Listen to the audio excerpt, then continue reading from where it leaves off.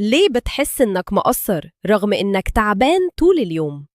المماطلة مش لازم تكون علامة على الكسل، المماطلة ممكن تكون علامة على سوء تنظيم المشاعر، وفي علم بيفسر الكلام ده. عارف الإحساس لما الواحد يكون راكب عربية ومثلا غرزة تاخده في حتة كلها طين وتغرز في مكانها؟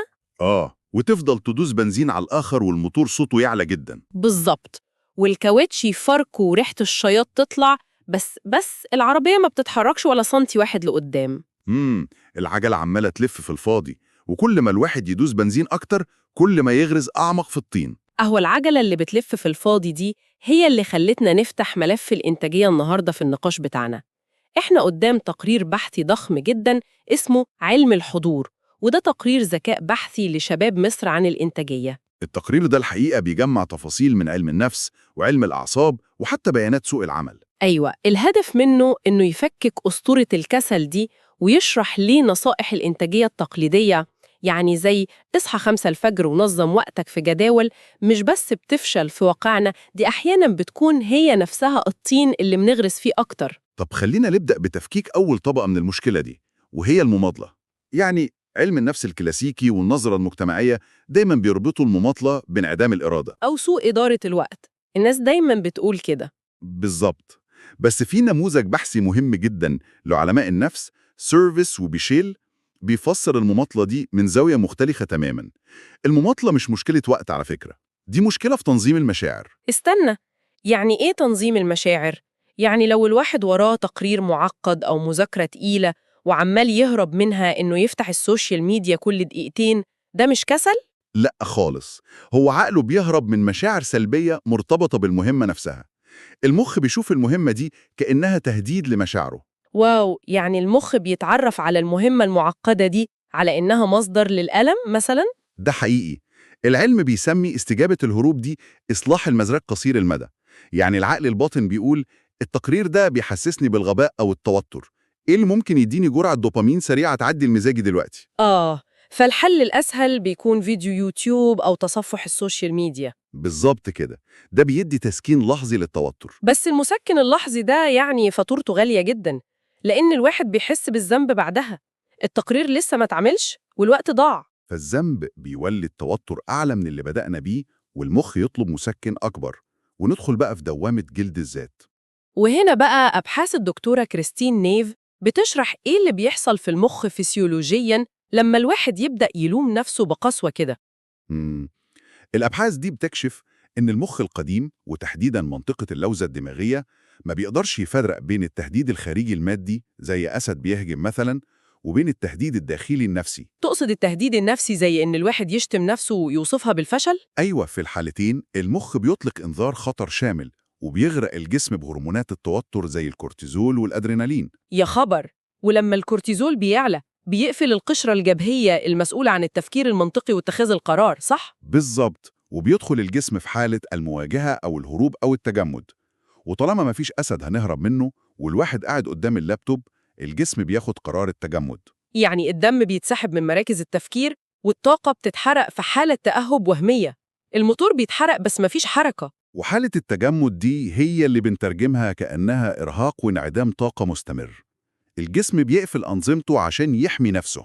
طب لو لوم النفس بيسحب الطاقة كده، هل ده معناه إن الطبطبة على النفس والتعاطف معاها هيخلي الواحد مأنتخ وكسول؟ ده اللي المنطق القديم بيقوله، بس التجربة العلمية لبرينس وتشان سنة 2012 أثبتت العكس تماماً. عملوا إيه في التجربة دي؟ جابوا مجموعة من الطلاب بعد ما فشلوا في اختبار صعب جداً وقسموهم. مجموعة طلب منها تمارس التعاطف مع الذات. يعني يتعاملوا مع فشلهم زي ما هيكلموا صاحبهم اللي بيمر بنفس الأزمة؟ أيوة، بدون أحكام قاسية. والمفاجأة إن الطلاب دول رجعوا يذاكروا لوقت أطول بكتير، وكان عندهم حافز داخلي أعلى للتحسن. لا بجد؟ طب التفسير البيولوجي لده إيه؟ التفسير إن التعاطف مع الذات بيطفي نظام الإنذار والخطر، وبيشغل نظام في الجهاز العصبي اسمه الراحة والهضم. فلما المخ بيحس بالأمان، القشرة الجبهية بترجع تشتغل بأقصى كفاءة، والواحد بيقدر يحلل أخطائه بمرونة. عشان مش حاسس إن هويته مهددة بالفناء أصلاً. يعني التعاطف مع الذات هنا مش دعوة للكسل ولا تبرير للفشل، ده مجرد إعادة تشغيل الأنظمة الإدراكية عشان نقدر نشتغل من الأساس. ده حقيقي، وده بياخدنا للمنطقة اللي بتعمل أكبر قدر من الصراع الداخلي.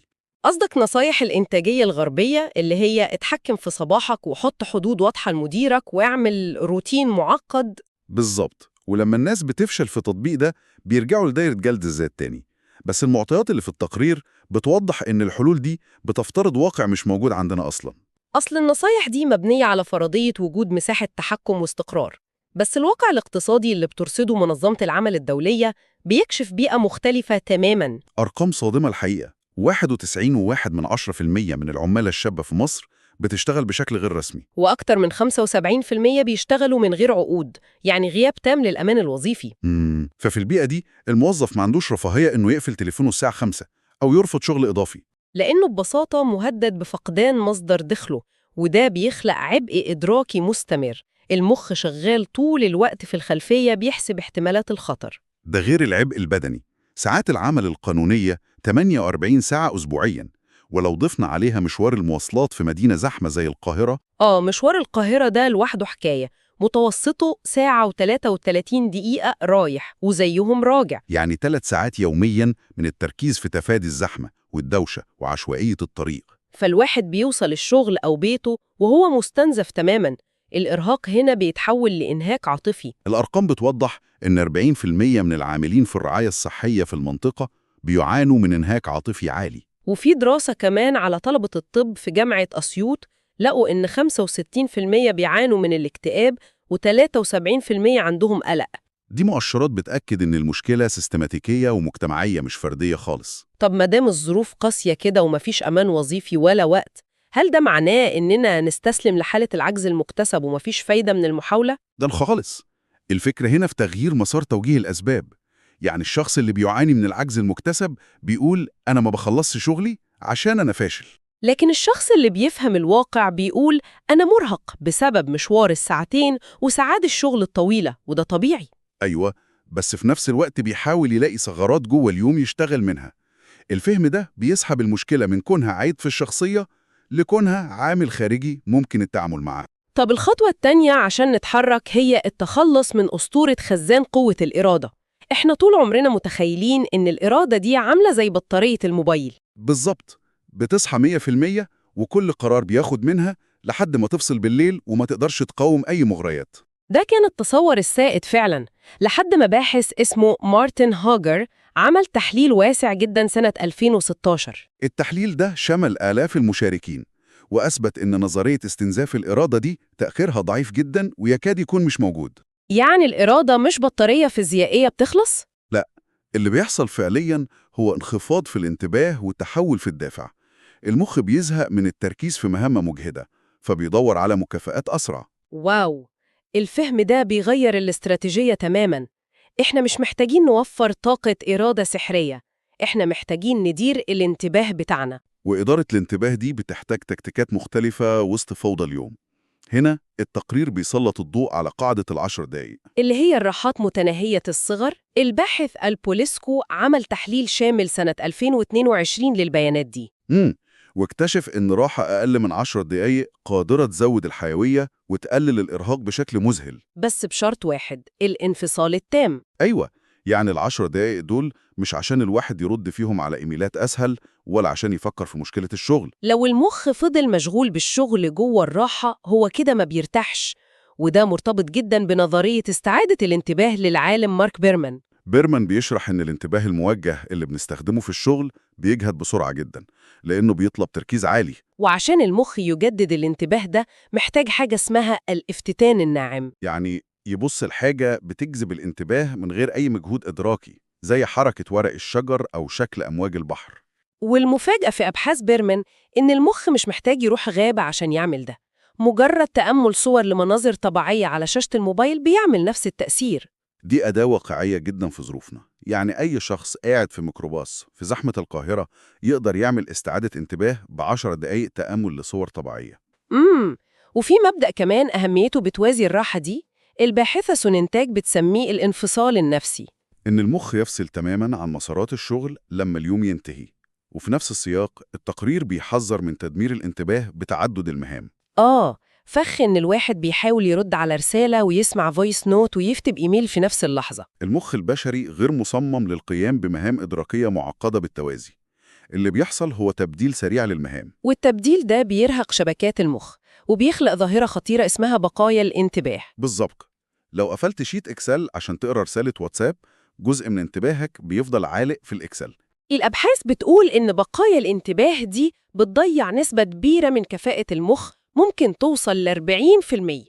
وده بيفسر ليه ممكن الواحد يشتغل ساعتين ويحس بإنهاك كأنه اشتغل 10. ده بياخدنا لتحدي بيولوجي أصعب بيواجه فئة الكائنات الليلية، الناس اللي بتنتج وتفكر أحسن بالليل.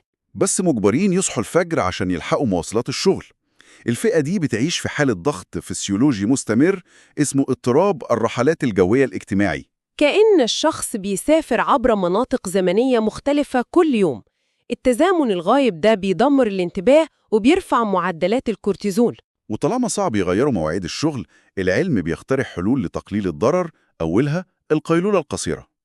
الباور ناب دي بتكسر تدهور الذاكرة العاملة، والتكتيك الأهم هو توقيت المهام. إنهم يحددوا أصعب مهمة محتاجة تركيز في الوقت اللي ساعتهم البيولوجية بتكون في ذروتها، حتى لو في المساء. طيب، لو قدرنا نوفر الطاقة دي، إزاي نستخدمها في نظام يحمينا من مفاجآت اليوم؟ الأداة الأقوى هنا من علم النفس السلوكي اسمها خطة إذا وإذن للباحثين جولفيتسر وشيران. الأداة دي عبقرية لأنها بتنقل عبء اتخاذ القرار من القشرة الجبهية للأنظمة الأوتوماتيكية في المخ زي العقد القاعدية. الفكرة ببساطة إن بدل ما الواحد يحط نية عايمة زي أنا هذاكر النهاردة، بيربط الفعل بشرط زمني أو مكاني ثابت. يعني مثلاً إذا ركبت المترو الصبح، إذن هطلع الكتاب وأقرأ. الربط ده بيبرمع المسار العصبي. الحدث نفسه بيبقى هو المحفز اللي بيستدعي السلوك تلقائياً. فالواحد بيوفر طاقة القرار ويتخطى فخ المماطلة تماماً. وعشان السلوك ده يتحول لعادة، محتاجين نكسر أسطورة كبيرة ضيعت مجهود ناس كتير، أسطورة 21 يوم. دي عملت رعب الأجيال الحقيقة. الواحد لو استمر 20 يوم وجه فوت اليوم 21 بيحس إنه رجع للصفر ويحبط. الأسطورة دي مأساوية لأنها مش مبنية على علم أصلاً. دي ظهرت في الستينيات من دكتور تجميل اسمه ماكسويل مالتز. مجرد ملاحظة عابرة لمرضاه، مش تجربة علمية.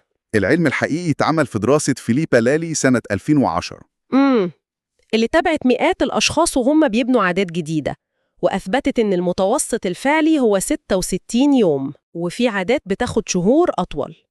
بس الأهم بقى هو الاكتشاف الخاص بتفويت الأيام. ده حقيقي. لالي لقت إن الوقوع يوم أو 2 في النص مش بيمسح المسارات العصبية اللي اتبنت. المخ مش بيعمل إعادة ضبط. يا خبر! يعني المسار العصبي بيفضل موجود ومستني يتكمل؟ التفصيلة دي بتشيل ضغط نفسي رهيب. وبتنسف فكرة كل شيء أو لا شيء. لو جمعنا كل الخيوط دي، هنلاقي إننا قدام تغيير جذري في نظرتنا لنفسنا. إحنا مش كسلانين، إحنا بنحاول نتكيف بيولوجياً مع بيئة مش متصممة عشان راحتنا أصلاً. النقد القاسي بيشغل إنذارات الخطر، والمواصلات والضغط بيسحبوا من انتباهنا مش من قوة إرادتنا. وإدراك ده هو بداية الحل. نتعلم ندير انتباهنا، ناخد راحة 10 دقايق نبص لصور طبيعة، ونستخدم خطط إذا وإذن. وندي نفسنا مساحة 66 يوم لترسيخ عادة جديدة، ونتقبل الوقوع في النص كجزء من العملية. الفهم العلمي ده بيخلينا أهدى وأذكى في التعامل مع طاقتنا. بس في سؤال فكرتني بيه الأبحاث عن الاستجابة للتهديد وحالة التجمد. إيه هو؟ لو المخ بيتعامل مع النقد القاسي على إنه تهديد جسدي، بيشغل أجهزة الإنذار. سؤال يخلي الواحد يفكر، هل الضغط المستمر والدوشة الخانقة وزحمة القاهرة ممكن يكونوا بيعيدوا برمجة الحالة الافتراضية لأدمغتنا على المدى الطويل؟ قصدك إن أدمغتنا بمرور السنين تفقد القدرة على العودة لحالة الراحة والهضم وتبقى مسجونة جوه إنذار مستمر؟ بالظبط، ده بيفتح باب واسع للتأمل في إزاي البيئة بتشكل عقولنا في صمت، لحد ما نتقابل في رحلة بحثية جديدة.